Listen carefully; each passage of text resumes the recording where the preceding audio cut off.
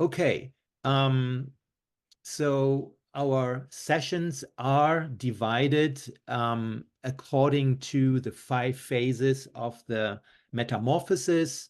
In the first session, we use the metaphor of the caterpillar, kind of understanding where am I now and what am I dreaming of.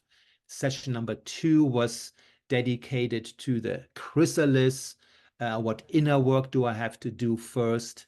Kind of that shadow element. Session number 3, we were doing future visioning and envisioning ourselves as future leaders. How would a future forward leader look like? In today's session, on this metamorphic journey, now we are spreading our wings and continue this storytelling journey of creating our brands through the help of AI and a process called rapid prototyping. How would your ideal organization look like? And in the next and final session, how can we scale and grow our future forward businesses?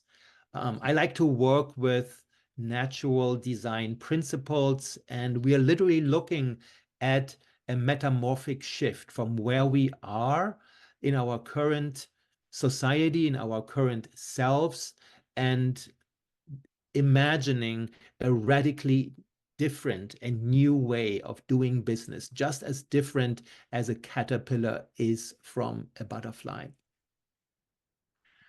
So just briefly, the recap of the 4 stages of the metamorphosis. A quote I want to share by Giles Hutchins: "This momentous metamorphic undertaking is a psychological death rebirth process that reorientates how we perceive ourselves, those around us, the organization, its stakeholder ecosystem, and in fact, all of life and the very fabric of space-time itself."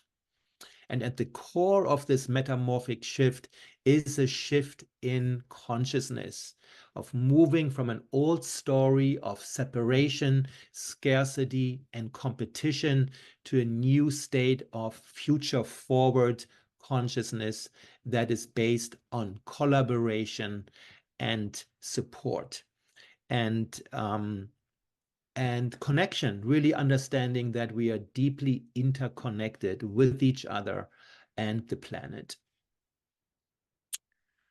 So in this caterpillar phase, in this first phase, is an interesting one because this little critter, even though its lifestyle is incredibly unsustainable, it's maybe a good metaphor for our consumer capitalist society, where we are using more resources than are sustainably available to us.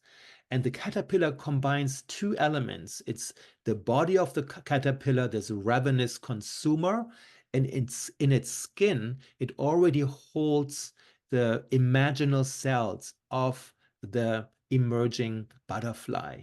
So I think it's a good metaphor for we find ourselves as members of our current society, and yet we all hold these imaginal cells of a different future.